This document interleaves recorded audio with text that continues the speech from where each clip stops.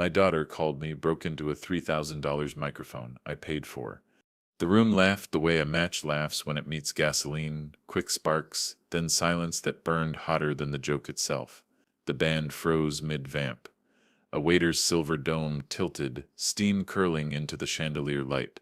I stood at the back of Ochre Point Hall, Newport, Rhode Island, tasting copper.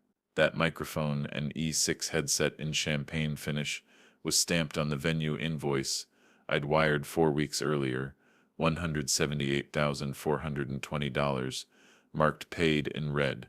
Paige didn't know that. She didn't have to. She was my kid. She was supposed to see me.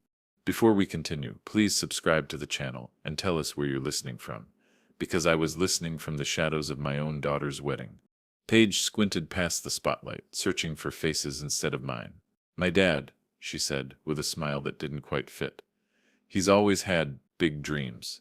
But when it came to paying for this, well, let's just say, thank God Evan was there to pick up the slack. She gave a nervous little laugh, like she knew it landed sharp, then turned to her new husband.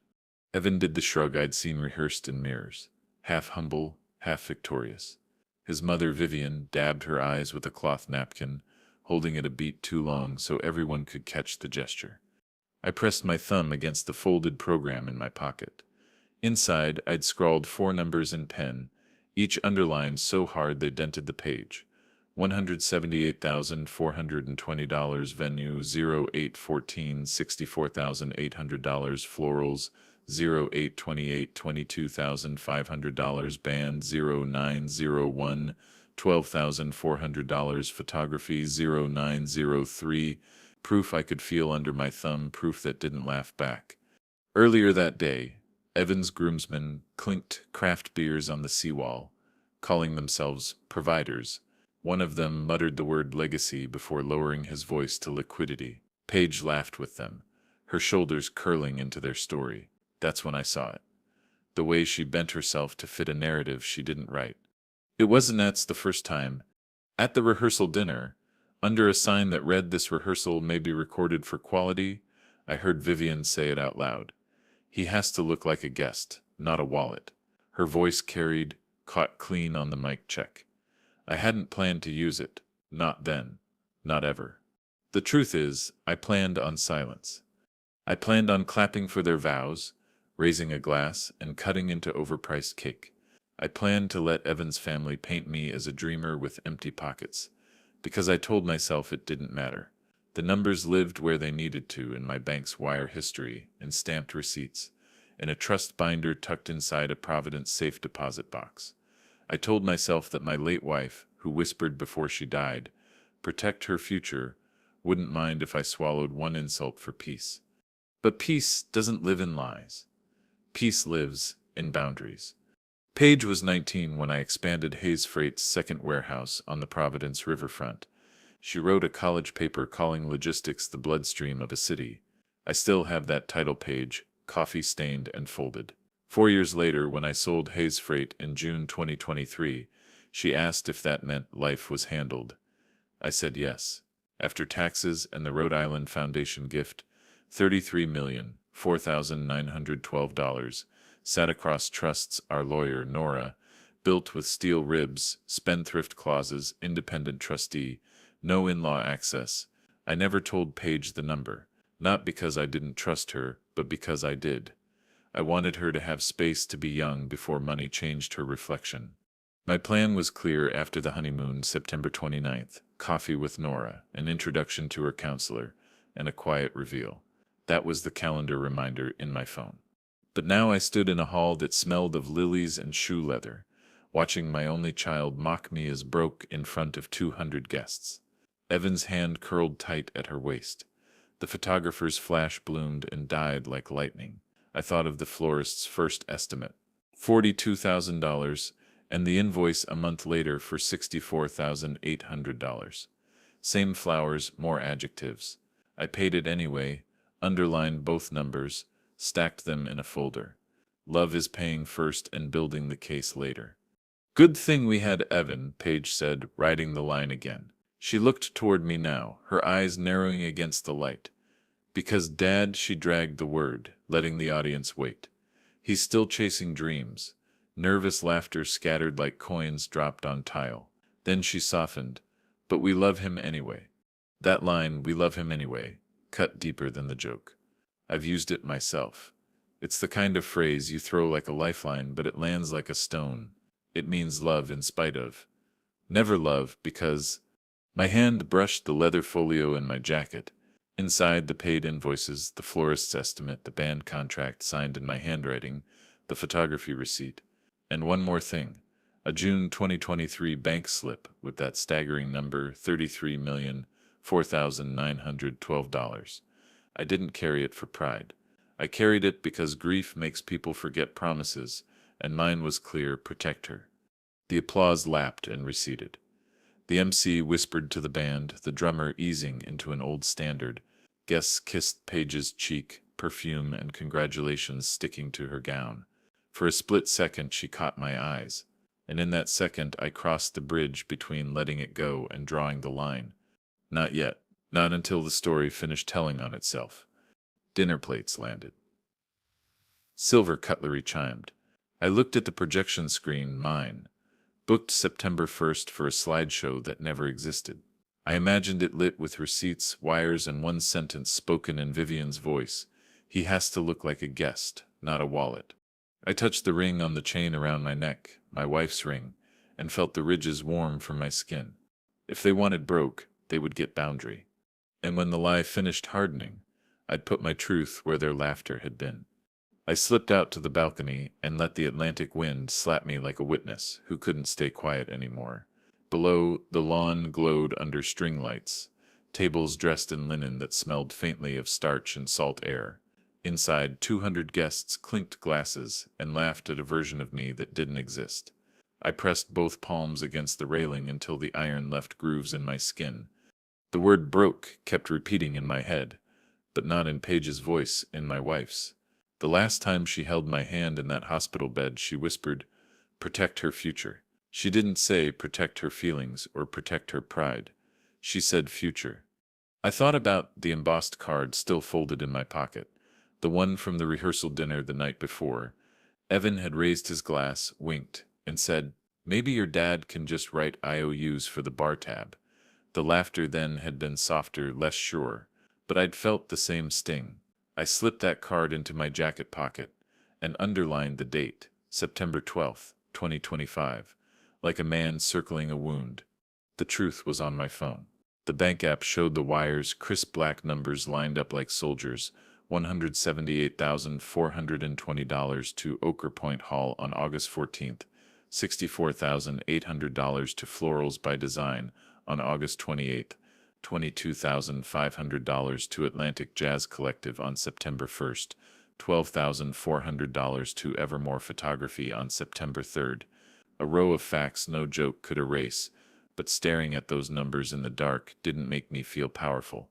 It made me feel invisible. I pressed play on a recording I wasn't supposed to have. The rehearsal, the audio crackled, and then Vivian's voice rang out. "He has to look like a guest, not a wallet." My breath caught. The sign at the hall, "This rehearsal may be recorded for quality," was my cover. I hadn't planned to use it, but now it pressed into my ear like a nail. I shut my eyes, gripping the phone like it could steady me. For 19 years, Paige had let me braid her hair on Sunday mornings when her mother was too tired. For 19 years, I'd kept every report card, every sticky note doodle. I had a shoebox labeled Paige Childhood tucked into the same safe deposit box that held the trust binder. And now here I was, being rebranded in front of her new family as a man who couldn't pay his way through a wedding. The hurt wasn't about money. It never was. It was about watching the only person left from my family let strangers write my role for me. My chest tightened until I had to sit on the balcony's iron chair. I ran my fingers over the chain under my shirt. The ring on it, my wife's, bit cold against my thumb. I remembered her last coherent day in May 2023. Sunlight through hospital blinds. Her voice cracking as she said, "Don't let anyone take advantage of her kindness." I promised I wouldn't. And then I sold Hayes Freight 1 month later for $33,004,912. That slip of paper still sits in my folio, The wire transfer confirmation from Bank of Providence, dated June 16th, 2023, $33,004,912. Proof that I was not broke. Proof that her legacy didn't die with her. But tonight, proof wasn't enough. Tonight, I had to choose between silence and survival. Through the glass doors behind me, I heard the band ease into a Frank Sinatra standard, the kind that makes people sway and smile like they're in black and white film. I watched Paige lean against Evan as guests toasted them again, oblivious to the storm just outside. I thought about Nora Patel, my estate attorney, who had spent an entire July afternoon explaining spendthrift clauses to me as if I were a stubborn student. Michael, you cannot protect her feelings. You can only protect her assets, she'd said, pointing to the clause that barred in-laws from ever accessing trust funds. I nodded then, but now her words tasted different. Maybe tonight wasn't about feelings. Maybe it was about boundaries disguised as numbers. I pulled the folio from my jacket and opened it under the yellow balcony light. Receipts slid under my fingers. Venue, florals, band, photography. Each one a truth dressed in ink. Each one saying, "You are not broke, you are not invisible." I stared at the florist's 2 invoices, July's estimate of $42,000 and August's final bill of $64,800. $22,000 gone with the stroke of a pen. Late season imports, the planner had said. But Tom Reeves, my private investigator, told me a different story. 2 weeks earlier, Tom called from a payphone near Wickenden Street, his voice low. "I traced a shell called Anchor Celebrate LLC," he said. "Your son-in-law Sep's cousin registered it. Vendors are funneling kickbacks there. Every overage you paid, Michael, they shaved a slice off." I wrote it down on a napkin, circled it, folded it into the folio. I hadn't told Paige. I couldn't, not yet, not without a plan. Now, on the balcony, with the word broke still ringing in my ears, I realized something. Their lie wasn't careless. It was rehearsed, practiced. A script delivered with timing, just like at the rehearsal when they workshopped the punchline. And Paige had signed on to it whether she understood or not. My phone buzzed. A text from Tom. "Got more on Evan Sip's cousin. Call me tomorrow." I didn't reply. Not yet. I leaned back in the iron chair, staring at the Atlantic's black water. I could hear the faint rise of voices inside, laughter rolling again like nothing had cracked. But something had. I wasn't angry anymore.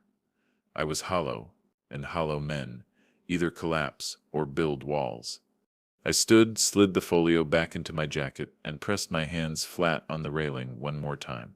The grooves were deeper now. My chest still hurt, but it hurt steady. I whispered into the wind, "I sep not broke. I sep boundary."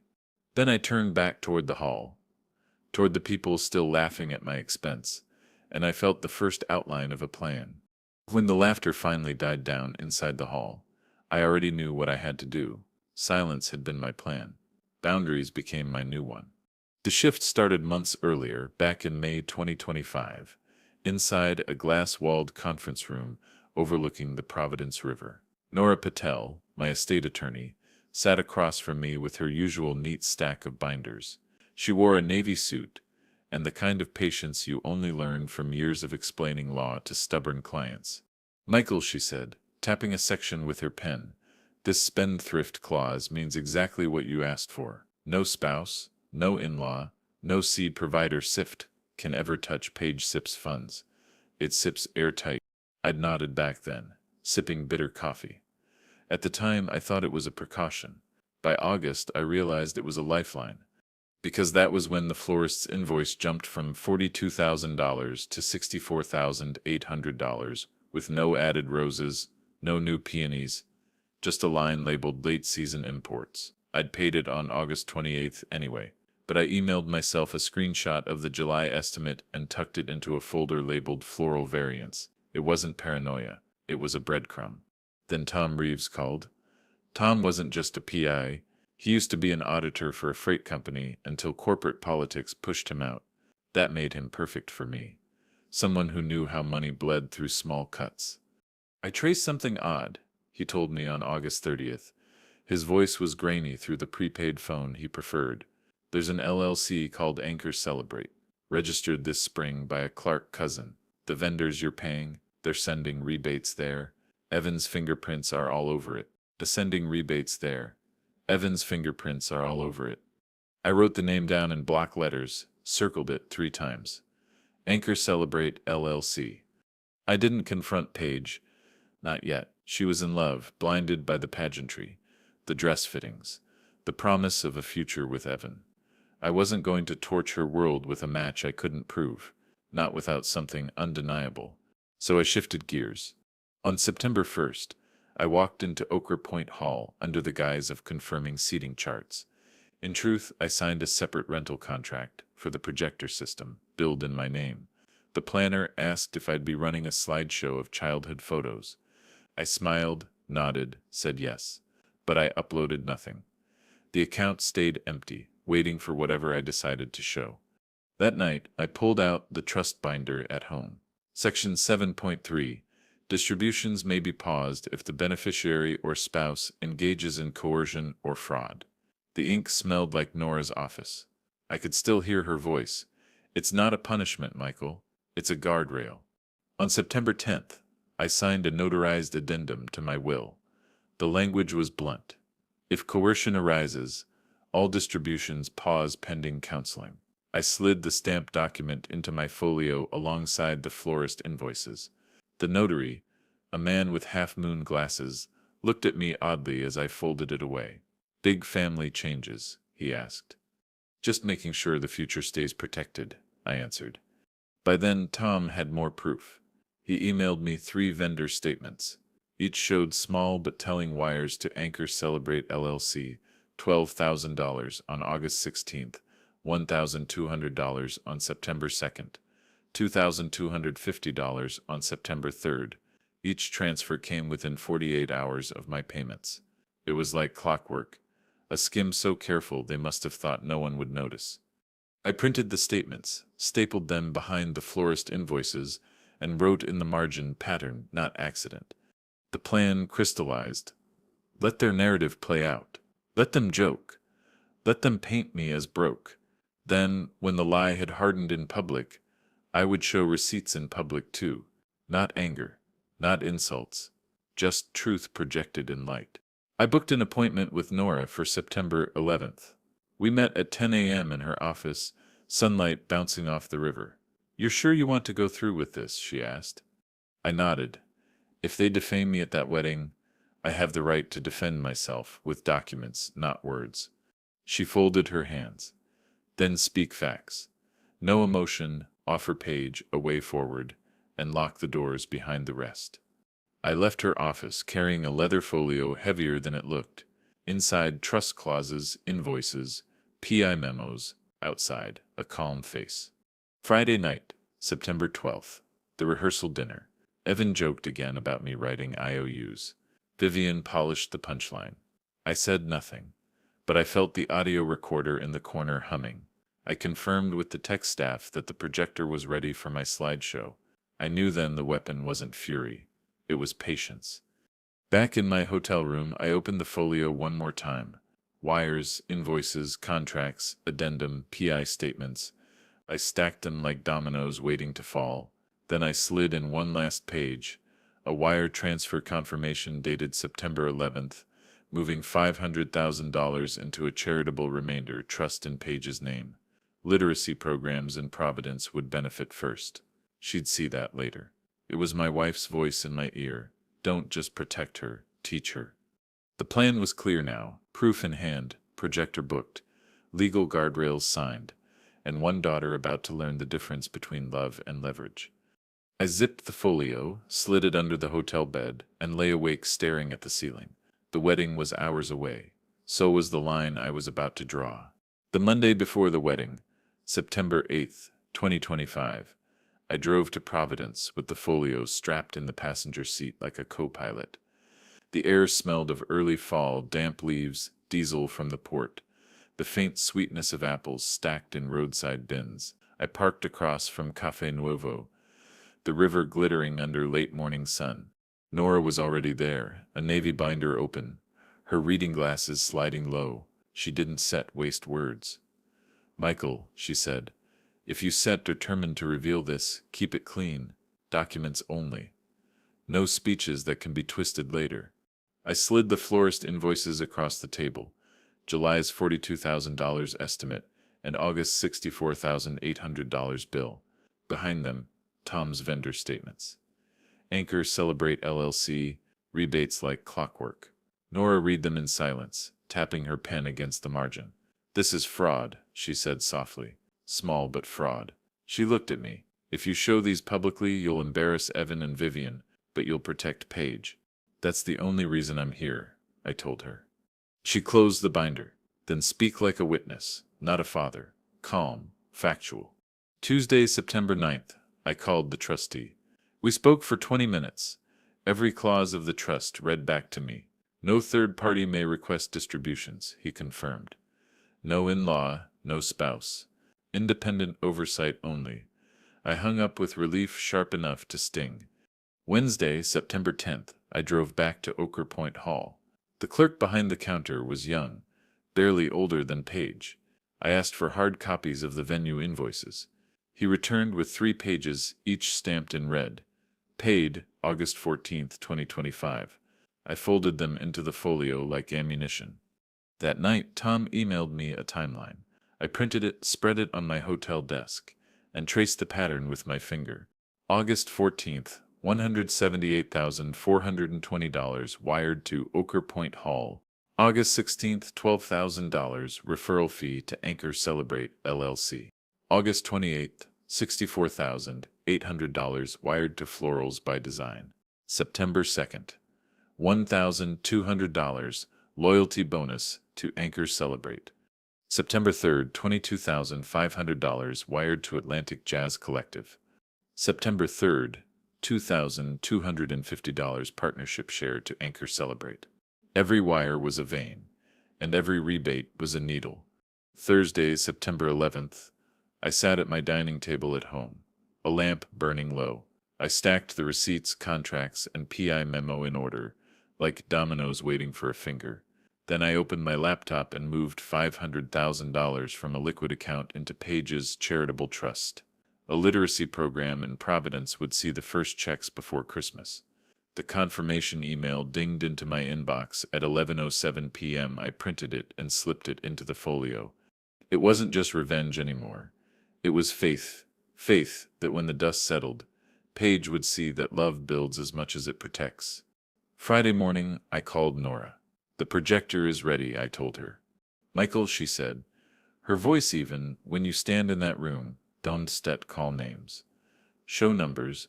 Let their own words convict them." I nodded into the silence. Numbers, not names. All week I'd carried the folio everywhere, into cafes, into meetings, even into the shower where steam curled around it from the counter. It wasn't paranoia. It was insurance. Every document inside was a line I'd drawn, and if they crossed it again, the whole room would see it. Friday evening, I checked into the Newport Hotel, 2 blocks from the hall. I set the folio on the desk, opened it one more time, and ran my fingers over the invoices. Each number glared back like a warning light.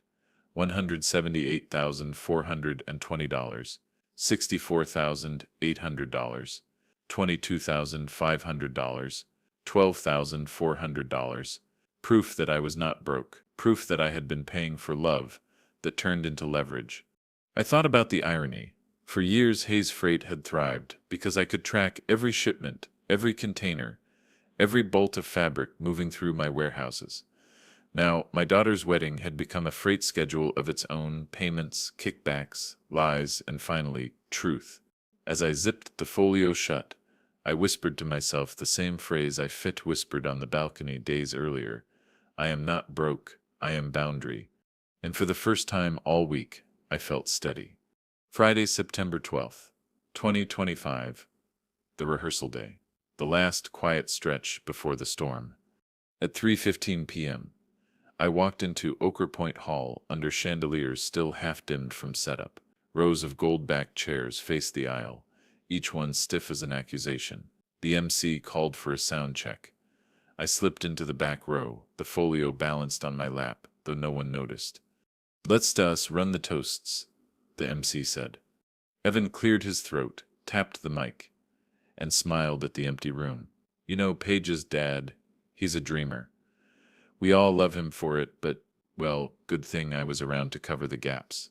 He chuckled at his own delivery. From the side, Vivian interjected, "No, no, say it tighter, make it funny. Try, say tay," he promised. "But promises don't set pay for weddings." The planner laughed too loud. "That's good," she said, scribbling something in her notes. I sat there, fists locked around the folio, listening to them rehearse my humiliation like it was a Broadway script. I didn't speak. I didn't flinch.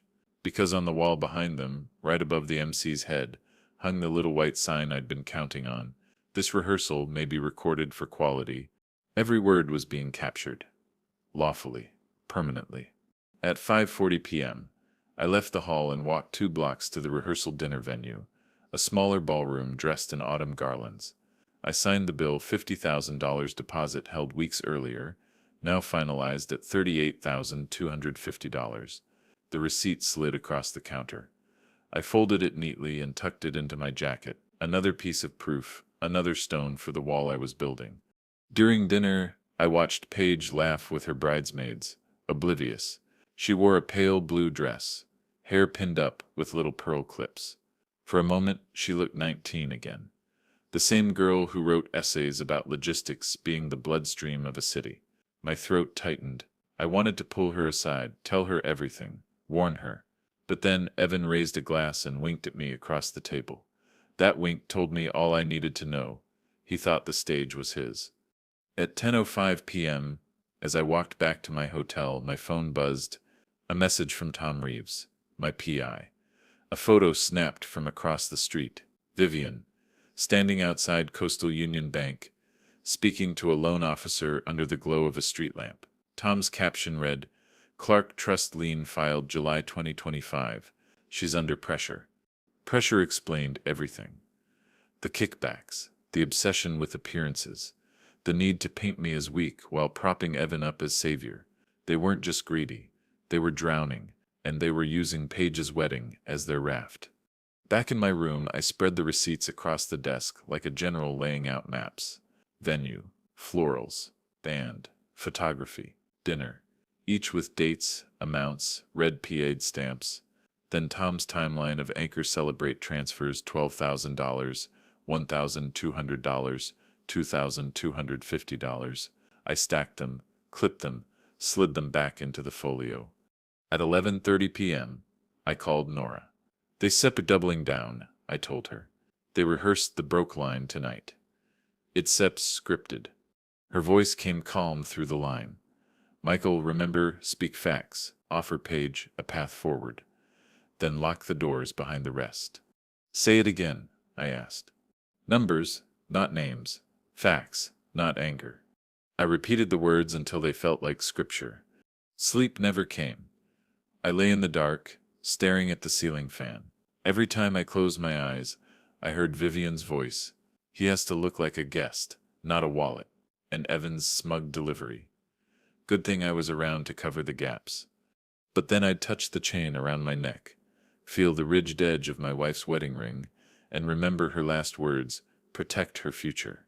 So I let the anger cool into something sharper, something that could cut clean when the time came. When dawn finally broke over Newport, I sat at the desk with a cup of bitter hotel coffee and whispered into the steam. They wrote their script. Tonight I show mine. Saturday, September 13th, 2025. The day everything tilted.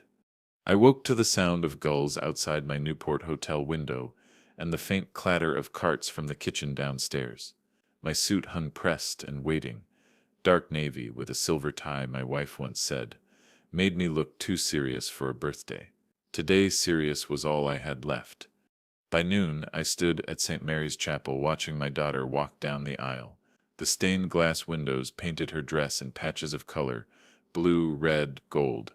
Evan smiled like a politician, steady, rehearsed. Paige beamed, and for a heartbeat, I let myself believe this could still be her story, not theirs. The vows were clean, unremarkable. No jabs, no hidden edges. Just two people promising forever. But as the afternoon turned to evening, the reception at Ochre Point Hall pulled me back to reality. Chandeliers lit the room in warm gold. The band tuned up near the stage, waiting for their signal. Guests drifted in with chatter that smelled of champagne and oysters. My folio sat under my chair, a quiet animal waiting to be unleashed. Around 6:30 p.m., Evan's groomsmen toasted each other again, as providers. I heard the word the same way I'd heard it on the seawall days earlier, capital P like a title they thought they'd earned. Vivian sat front and center, angled perfectly for the photographer, her pearl necklace catching every flash. The bandleader approached me quietly. "Would you like to speak before dinner, Mr. Hayes?" I shook my head. After. Because I knew what was coming. At 7:10 p.m., the first course was cleared. Glasses refilled. The MC tapped the mic, calling for the bride. Paige stood. The same smile plastered on, a champagne flute in her hand. I watched her knuckles tighten around the stem. She began, sweetly enough, thanking friends, bridesmaids, family. Then she turned, eyes glinting under the light. And of course my dad, my dreamer, always chasing big ideas. We love him for it. She paused, letting the silence stretch. Then, with a grin rehearsed just the night before, "But dreams don't pay for weddings, do they?" Laughter rippled. A few guests glanced my way, unsure. Evan leaned in, adding, "Good thing we had a provider around." More laughter. Louder this time. Vivian dabbed her eyes again. The napkin more theater than cloth. My chest felt like a vice. I touched the chain under my shirt, the ring warm against my skin. My wife's voice echoed, "Protect her future." I looked down at the program folded in my hand. Inside, the four numbers were still there, underlined hard enough to break the paper: $178,420, $64,800, $22,500, $12,400. My proof, my truth. The MC motioned to the band for the cake-cutting cue. I raised a finger. Wait. My phone buzzed in my pocket. A text from Nora. I typed back one word. Ready. The planner glanced at me nervously. She knew I'd booked the projector weeks ago for a slideshow that never came. "Do you want it set up?" she whispered. "Yes," I said. "Dim the lights when I signal." The servers hovered with silver domes, frozen like statues. Guests shifted in their chairs, wine glasses half raised. The air grew tight, like the moment before a freight train whistle splits the night. I stood, smoothing my jacket, and stepped toward the stage. Paige caught my eye. Relief flickered there for a second. She thought I was going to play along, to laugh at myself, to be the dreamer dad her new family painted me as. Instead, I tapped the mic. "Thank you," I began, my voice steady. "Thank you all for being here to celebrate my daughter. She is my pride, my heart, my reason for everything Isef ever built." I let the room breathe, but there had been confusion. Whispers stirred. Evan shifted uncomfortably. "Tonight, Yusef heard stories about who paid for what. I don't intend to argue." I looked toward the planner. I'll let the receipts speak." I gave the signal. The lights dimmed. The projector flickered to life. The first slide filled the wall. The venue wire, $178,420, dated August 14th. Stamped paid. Gasps, murmurs. The second slide, the florist's invoice, $64,800, with the earlier $42,000 estimate beside it. The third, the band contract, $22,500, my signature in dark ink. Each slide bled into the next, slow, undeniable. Then came Tom's timeline, crisp arrows connecting my wires to Anchor Celebrate LLC's rebates, $12,000, $1,200, $2,250. Each amount tied to a date, each one landing in a shell company's lap days after my payments. The room went silent. You could hear the bandleader's breath, sharp through his nose. Finally, the audio, Vivian's voice, projected through the same speakers she'd rehearsed in. He has to look like a guest, not a wallet. A collective intake of air. Vivian's face drained pale under the chandelier. I paused, then spoke into the silence. I am not broke. I am boundary. I paid every invoice, every bill, not because I had to, but because I love my daughter. But love does not finance contempt. The words landed heavy. Paige's face crumpled, eyes darting between me and Evan. I turned toward her gently. Paige, I love you more than anything. But if the people around you teach you that disrespect is acceptable, then my silence would make me complicit. The projector dimmed. The lights rose. Servers shifted awkwardly, then began placing plates again, though no one touched their food. The bandleader looked at me for direction. I nodded once. Music swelled softer this time, as if trying to stitch the air back together. The reveal was done. The line was drawn. And as I stepped down from the stage, folio still in my hand, I felt it for the first time all week, steady, calm, unshakable. Tomorrow would bring fallout. Tonight, the truth was enough. The lights dimmed, and for a breathless second, Ochre Point Hall felt less like a wedding reception and more like a courtroom. The chandeliers glowed faint above us, the walls shimmering with the hum of the projector I had booked under the guise of a slideshow. The first slide hit. Payment confirmation. Ochre Point Hall, $178,420 wired August 14th. Stamped paid in red. The room rippled with murmurs. One man leaned closer to his wife and whispered, "That sips the venue." The second slide rolled in. Florals by design. Invoice dated August 28th, $64,800. Next to it, the earlier July estimate for $42,000. Guests gasped. Even those who didn't know flowers understood the $22,800 difference, staring back at them. Then the band's contract appeared. $22,500. My signature clear at the bottom. The sax player shifted in his chair, suddenly avoiding the audience's eyes. Slide after slide. Proof after proof. Receipts they couldn't laugh away. The fourth slide landed hardest. A timeline drawn in Tom's careful hand. Arrows connecting my payments to Anchor Celebrate LLC. $12,000 on August 16th. $1,200 on September 2nd. $2,250 on September 3rd. Each arrow tied back to an overage, each landing in a shell company no guest had ever heard of, but one Evan knew too well. The room went quiet, save for the soft hum of the projector, and then the audio. Vivian Septz's voice filled the hall. He has to look like a guest, not a wallet. It echoed through the same speakers that had carried Paige's toast minutes earlier.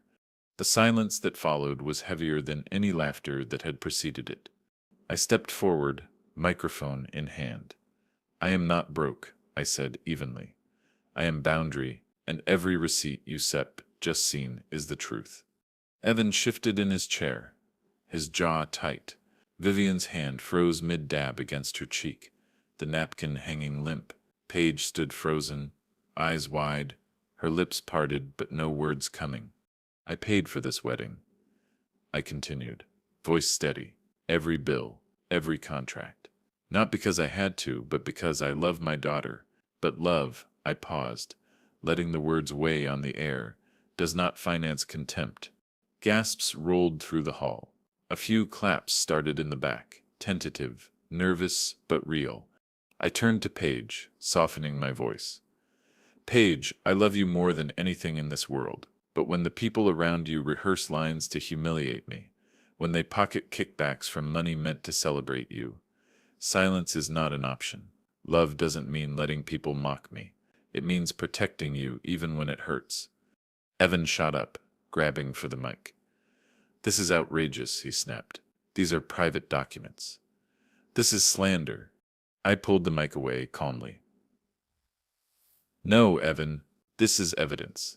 Every number on those slides came from receipts and bank statements with my name on them. If you like to challenge it, I will be happy to meet you in court, where truth isn't optional. The guests shifted uncomfortably. Vivian opened her mouth to protest, but her voice cracked. Michael, This isn't Sep the place. This is exactly the place I cut in. You chose this room to stage your little script. You rehearsed it last night under a sign that warned you this rehearsal may be recorded, and recorded it was. The audio played again. Her line crystal clear. He has to look like a guest, not a wallet. Gasps. Again. This time sharper. Vivian Sep's pearls trembled against her chest. I turned back to the crowd. I once set argue. I once set insult.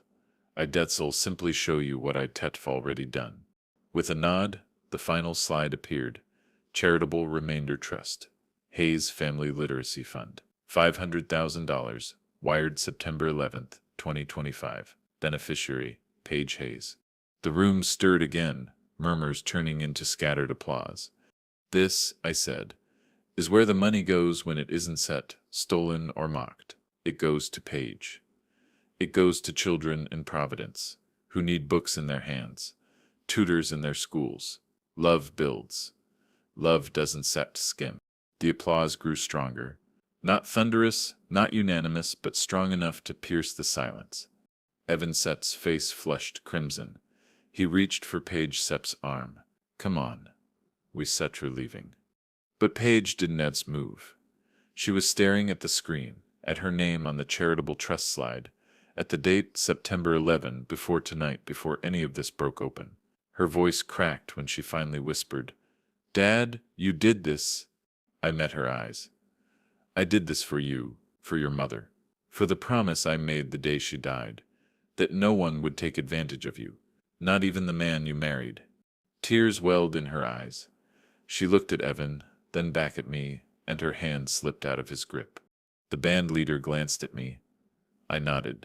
The music swelled softly, filling the cracks left by silence. I closed the folio, tucked it under my arm, and stepped down from the stage. Guests whispered, their words half apology, half shock. A few patted my shoulder as I passed. Others avoided my eyes. That was fine. At my table, the servers finally lowered the silver domes, steam curling into the air. Dinner resumed, not normal, not easy, but steadier than before. The planner approached, pale as paper. Mr. Hayes, I didn't set no about the kickbacks. I looked at her evenly. Then Yusuf learned something tonight. Don det set, let them use you again. She nodded, almost grateful for the scolding.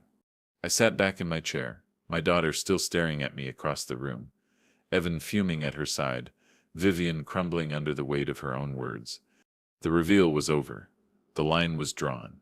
And for the first time that night, I felt the weight in my chest ease. The rest would come tomorrow, fallout, explanations, anger. But tonight, under the chandeliers of Ochre Point Hall, I had reclaimed my voice. Sunday morning, September 14th. The lobby coffee tasted like cardboard in relief. I stood by the hotel window, watching gulls knife the gray sky over Newport Harbor, when Evan materialized in the glass behind me like a bad reflection. We need clarity, he said, without a hello. His tie was loose, his jaw set to break. About Paige Sep's access. I kept my hands in my pockets, so he couldn't see them steady. All questions go through counsel, I said, and handed him Nora Sep's card. Office hours start tomorrow. He blinked at the card, then at me.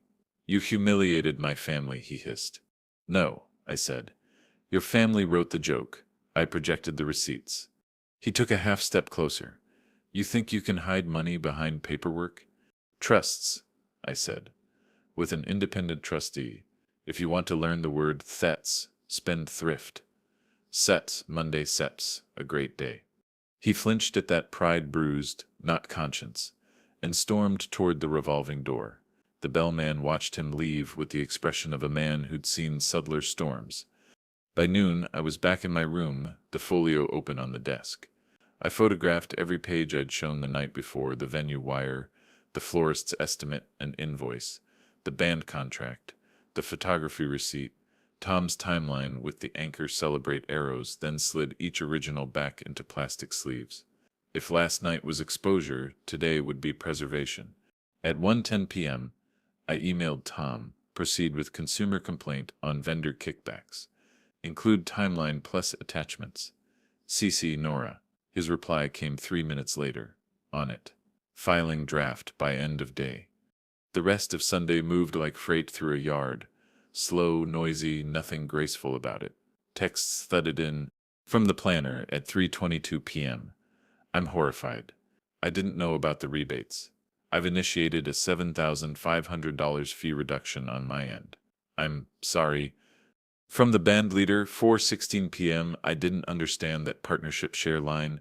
Returning $2,250 to your card today. We play music, we don't skim. From an unknown number at 6:05 p.m. that turned out to be a Florals by Design junior manager, we are conducting an internal review. Please accept a $3,200 courtesy refund pending audit, courtesy. The word sat crooked in my mouth, but money flowing backward is still money flowing right. Around dinner, I walked the harbor and let the wind sandpaper the edge off my anger. I kept hearing my wife's voice, protect her future. And for the first time since the reveal, the instruction felt less like a summons and more like a compass. Protection doesn't always look like shelter. Sometimes it looks like sunlight. Monday, September 15th, 9:02 a.m. I dialed Nora from the car before pulling onto Memorial Boulevard. He confronted me in the lobby, I said. He wants say clarity set on fit and sake excess. Nora exhaled through her nose. Let's sips make it crystal. A sip sending letters to the vendors, preservation of records, no alteration, no deletion. To the planner, acknowledgement of fee reduction. To Anchor, celebrate, hold all communications. And to Evan, all contact through counsel only. By 10:30 a.m., my inbox began to fill with read receipts. At noon, Tom forwarded a draft complaint addressed to the state's Consumer Protection Unit, clean, factual dates and amounts like fence posts in a straight line. I read it twice and added one note. Attach the "this rehearsal may be recorded" photo. He wrote back, already in Appendix A. At 1:40 p.m., my phone lit with a Providence number I didn't recognize. Mr. Hayes, this is Dana from Coastal Union Bank. I'm contacting you on behalf of a mutual acquaintance, Miss Clark, Vivian's banker. Her voice was professionally warm, the kind that can move alone along with a smile. I can discuss Miss Clark Sips matters, I said. If this is about Saturday night, please direct any comments to my attorney. There's been a misunderstanding, she soothed. If we could just sit together. No, I said. We don't fix rebates over lunch. Silence held for a beat. Understood, she said, tone turning metallic. We shall be in touch with counsel. By late afternoon, things began to move in the other direction. The band's refund landed at 3:07 p.m., a florist credit appeared at 3:52 p.m. The planner's $7,500 fee reduction posted to my card at 4:11 p.m., with a trembling email that used the word unaware 3 times. None of it felt like victory. It felt like a leaking ship finally finding the valve. I drove back to Providence at dusk, headlights ribboning against the highway. Home, I carried the folio upstairs like a sleeping child. I set it on the dining table and made a pot of coffee. I didn't need the habit of paperwork nights. I slid the receipts into chronological order for the 100th time. I labeled a new tab, refunds, and tucked the day's credits behind it, $2,250 band, $3,200 florals, plus an unexpected $10,000 overage correction from the venue's Decker subcontractor that hit my account just after 5:30 p. $15,450 in total. Moving back by Tuesday evening would not change a life, but it would restore a boundary. Money returning is not just arithmetic. It's an apology in a language some people only speak when cornered. At 7:18 p.m., I typed an email to Paige with no attachments and more courage than I felt. Breakfast Wednesday, Café Nuovo at 8. No speeches. Just us. I'll bring the trust binder and a counselor's card. We can talk about boundaries and next steps. I stared at the cursor, blinking at the end of the word us like a heartbeat. I didn't hit send. Not yet. I waited. At 11:42 p.m., my phone lit up on the nightstand. Why did you embarrass me? Paige wrote. The words were bare, without punctuation, like she'd emptied them out fast before courage ran. I typed, erased, typed again. Finally, I showed numbers because their words were rewriting you. Breakfast Wednesday. If you want answers, I sent will bring every receipt and the counselor SEP's card. I love you. Dad. The read receipt popped up. For a minute, nothing. Then, okay. I lay back, eyes stinging, the ceiling fan carving the room into slow pieces. In the dark, I could feel the folio on the table downstairs like a tide. Proof has weight. But tonight, the weight felt purposeful, like ballast instead of burden. Tuesday, September 16th. The machine kept humming. Ton texted a photo of the complaint's stamped intake, filed. The planner emailed a formal apology letter accepting responsibility for insufficient vendor diligence. The venue manager called to say the decor subcontractor had misinterpreted a clause and was issuing a $10,000 correction already posted the night before. I printed each admission and filed them under refunds and vendor correspondence, the tabs fattening into something that felt like order. Around lunch, I walked to the river and watched a barge slide under the bridge, low in the water, even and inevitable. Freight moves because it's balanced. Families are freight too. The trick is keeping the weight where it belongs. That night, I put the trust binder on the dining table beside 2 mugs. I laid Nora's business card on top, and next to it, a single sheet with the words I'd started saying to the wind and now needed to say to my daughter, I am not broke, I am boundary. The storm had passed. The cleanup had begun. Tomorrow we would see if anything we built could still stand. Wednesday, September 17th, 2025. Café Nuovo smelled of espresso and burnt sugar when Paige walked in at 8:03 a.m. Her hair was pulled into a plain knot, her makeup lighter than usual. She looked younger, almost like the girl who once sat at this same riverfront cafe writing essays about freight routes. But her eyes were swollen, ringed in red. She slid into the chair across from me, arms folded tight. I didn't hear it that way, she said, before the waiter could even set down water. I nodded and pulled my phone from my jacket.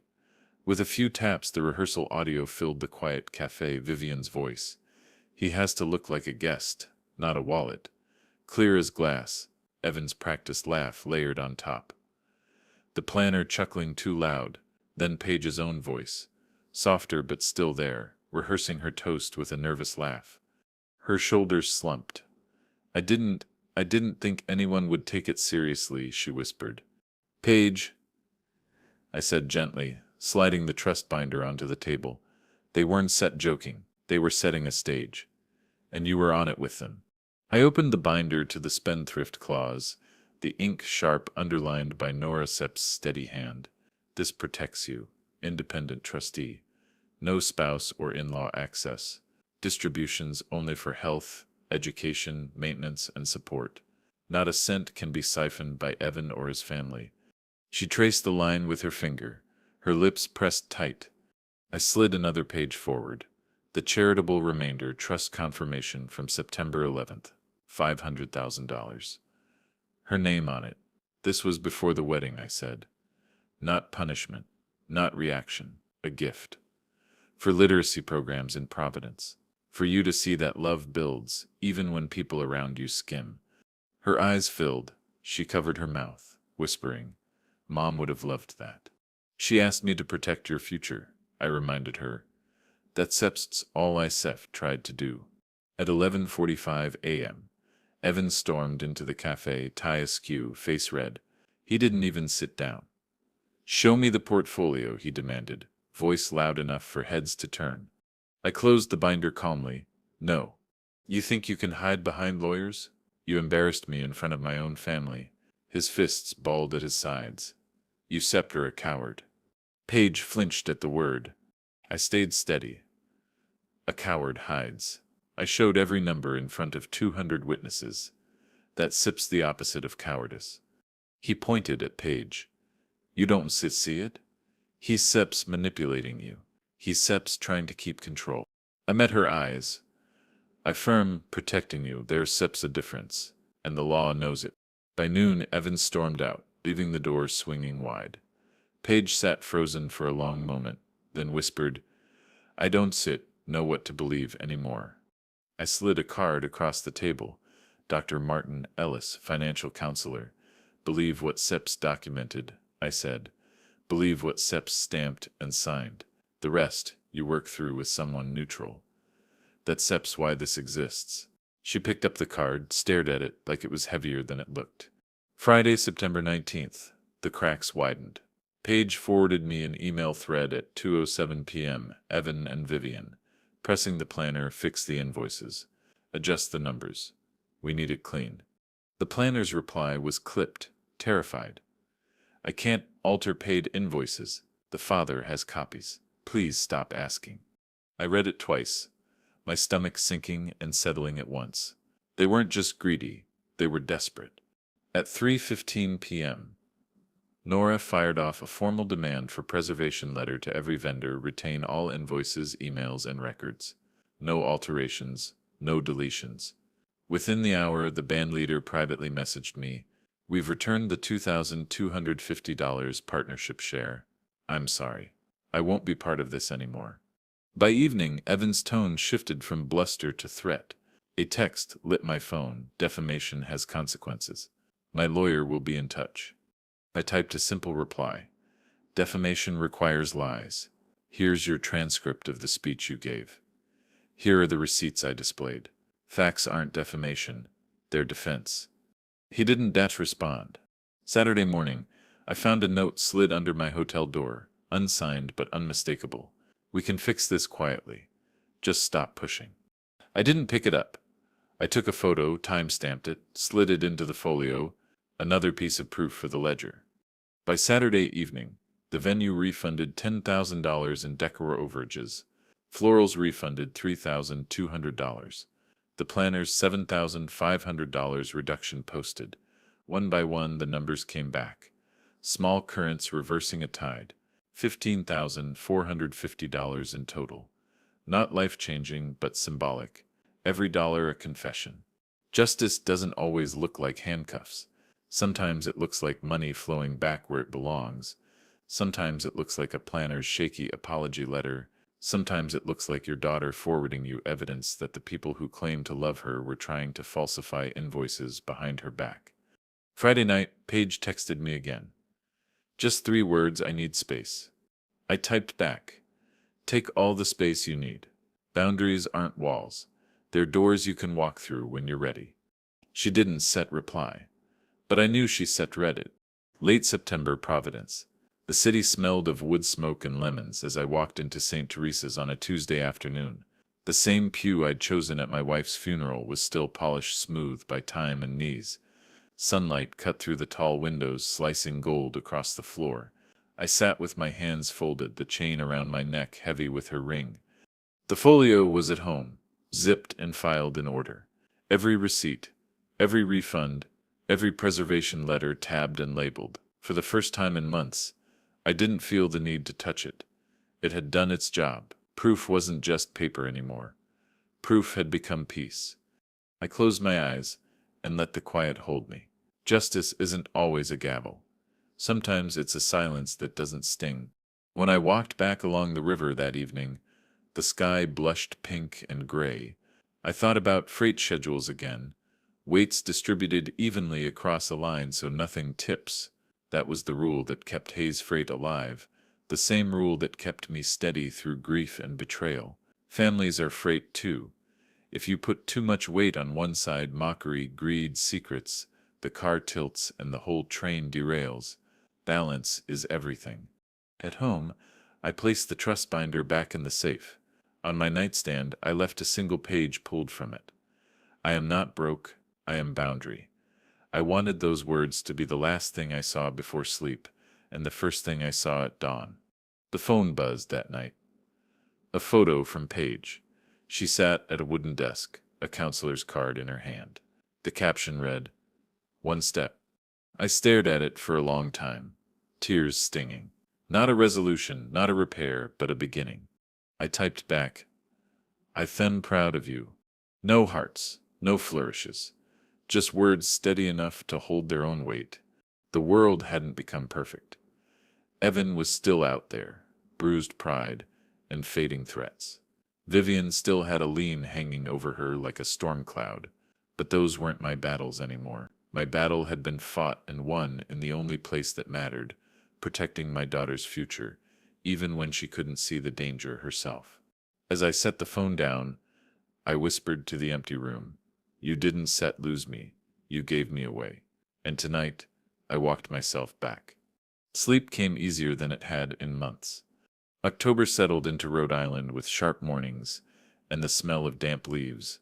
Life didn't snap back to normal, it shifted into something quieter, more deliberate. On October 3rd, Tom called. The AGSIP's consumer unit opened an inquiry into Anchor Celebrate LLC, he said. Voice calm as ever. Nothing splashy, just letters to vendors. They sell want statements, contracts, rebate logs. I pictured Evan's cousin, the one who registered that shell company, receiving a letter stamped with the state seal. Paper has a way of stripping swagger from a man. Vendors started bending before the ink even dried. The planner sent an email stamped "You are gent" at the top, promising full cooperation. Florals by Design updated their contracts, new clauses barring undisclosed rebates. The band leader filed a sworn note disclaiming all partnership shares going forward. Even the venue issued a memo. All vendor relationships will be reviewed for transparency. It was cleanup disguised as contrition, but cleanup all the same. Vivian's mask slipped next. Word reached me through Tom. She'd sold a lakeside property in Vermont to cover her trust lien. No announcement, no gala invitations, just a quiet listing and a sale that undercut the Clark name she wore like perfume. I clipped the article from the Real Estate Digest and slid it into the folio under a tab I labeled Consequences. Paige moved out of Evan's condo by mid-month. She didn't announce it, didn't ask me for help. Just texted a photo of 2 cardboard boxes stacked by a sublet door, a thrifted lamp glowing in the corner. Starting over, she wrote. I sat at the dining table staring at that photo for a long time. Relief doesn't always arrive with fanfare. Sometimes it arrives in the shape of a lamp from Goodwill and the courage to leave. We set a calendar reminder together, reviewed distributions with the trustee in 6 months, contingent on steady counseling sessions. No shortcuts, no sudden windfalls, just boundaries held in place until they became habit. In quiet moments, I found myself writing letters I never sent to my wife, to my younger self, to the daughter I hoped would someday understand. One night I wrote, "Justice is not thunder. It is steady rain that washes what doesn't belong." By Halloween, pumpkins lined the porches in Providence, children paraded in costumes along Benefit Street. I walked the neighborhood with a cup of coffee, listening to the echoes of laughter, the simple kind that doesn't rehearse its lines. The weight in my chest felt lighter. No courts, no headlines, no shouting matches, just invoices returned, rebates exposed, and a daughter taking her first steps back toward herself. I mailed a thank you card to the band leader. Thank you for returning what wasn't yours. Play something beautiful for someone who needs it. Inside, I tucked a check for double the amount he'd refunded, marked "Donation to your music school fund." Not all debts are numbers. Some are gestures. The Clark name would limp through its galas and dinner parties. Evan would spin his story to anyone who'd listen, but none of that mattered. My ledger was clean. My promise to my wife was intact. My daughter was moving, slowly but surely, toward her own balance. Justice had come. Quiet. Lawful. Inevitable. November's wind cut colder than October's, the kind that makes the harbor smell of iron and salt. I came home one evening to find a thick envelope wedged in my mail slot, heavy cardstock, embossed lettering. Clark Foundation Autumn Gala. Theme: Integrity. I laughed out loud, standing in my foyer with my coat still on. Integrity, from the family who rehearsed my humiliation like a punchline, who funneled kickbacks through shell companies, who tried to rewrite invoices with the ink still drying. I set the envelope on my desk, studied the gilt edges, then fed it through my shredder. The blades chewed it down to ribbons, the word integrity vanishing into a plastic bin like so much confetti. Some invitations aren't worth keeping. That weekend, I walked into the Providence Literacy Center, the one where the $500,000 trust had already started its work. A volunteer named Rosa showed me a small classroom where kids hunched over whiteboards, tracing shaky letters, Their voices echoed, soft, stumbling but proud. One boy looked up at me, his eyes wide, and said, "I spelled my name." It hit me harder than any refund ever could. Money returned is justice, but money transformed is legacy. That night, Paige arrived.